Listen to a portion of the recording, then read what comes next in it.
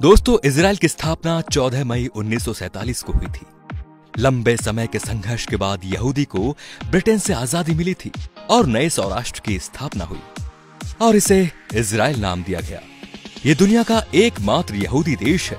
इस देश की सबसे खास बात यह भी है कि पूरी दुनिया में अगर किसी यहूदी बच्चे का जन्म होता है तो उस बच्चे को इजराइल की नागरिकता मिल जाती है और वो जब चाहे तब इजराइल में रह सकता है।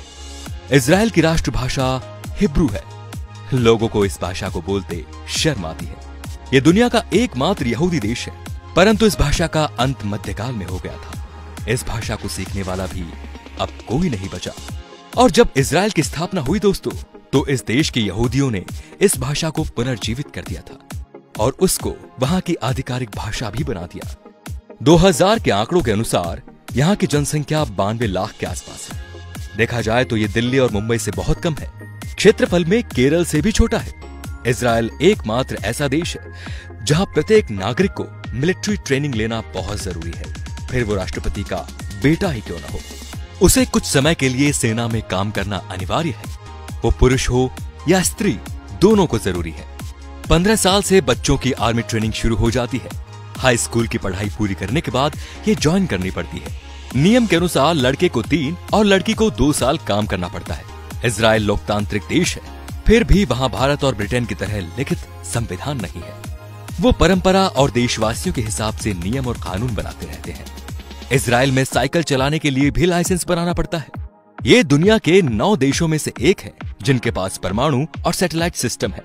इजराइल की वायुसेना दुनिया के 4 नंबर पर आती है और बहुत ही शक्तिशाली है। और ये दुनिया का एकमात्र ऐसा देश है कि अगर यहाँ पर कोई भी मिसाइल भेजता है तो वो मिसाइल यहाँ पहुंचने से पहले ही नष्ट हो जाती है। विज्ञान के मामले में भी ये सबसे आगे है।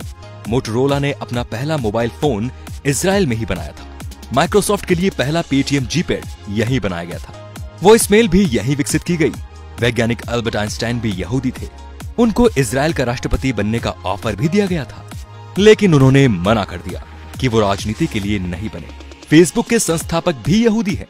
आजादी के समय ना यहाँ खेती की जाती थी और ना ही पानी का स्रोत था।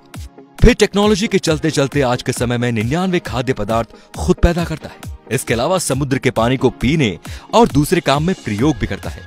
यहाँ पर 40 बुक स्टोर है क्योंकि यहाँ सरकार किताबें पुख्ता करवाती है। यहाँ पर 137 बीच है। यहाँ का समुद्र तल सिर्फ 273 सेंटीमीटर लंबा है। यहाँ की एजेंसी मुसाद दुनिया की सबसे ज्यादा खतरनाक है, जो 6 डे वॉर के नाम से जानी जाती है। दोस्तों, इजराइल भारत को अपना सच्चा दोस्त मानता है। इसके बावजूद भी 2017 से पहले किसी भी भारतीय प्रधानमंत्री ने इजराइल की यात्रा नहीं की। इसके पीछे शायद उन सभी प्रधानमंत्रियों के नाराज हो जाने का डर था। लेकिन 2017 में प्रधानमंत्री नरेंद्र मोदी इजराइल का दौरा करने वाले पहले प्रधानमंत्री बने। उनके इस दौरे ने भारत और इजराइल की दोस्ती को और गहरा मजबूत कर दिया। दोस्तों, 2014 से पहले जब हमारे देश में कोई आतंकवादी हमला होता था तब उसकी कड़ी निंदा की जाती थी, जबकि 1948 से ही इजराइल का एक ही मूल मंत्र रहा है कि अगर किसी देश ने हमारे देश के एक नागरिक को मारा तो हम उसके देश में घुसकर उसके 1000 नागरिक को मारेंगे। और फिर उन्होंने ये करके भी बताया। तो दोस्तों, इजराइल से सिर्फ 1 साल पहले हमारा देश आजाद हुआ था, लेकिन विकास के मामले में आज हम कहाँ हैं और इजराइल कहाँ है, ये सब आपको पता है। तो आप सभी को भी इजरायली नागरिकों से यही सीख लेनी चाहिए और अपने देश की तरक्की में पूरा योगदान करना चाहिए। धन्यवाद।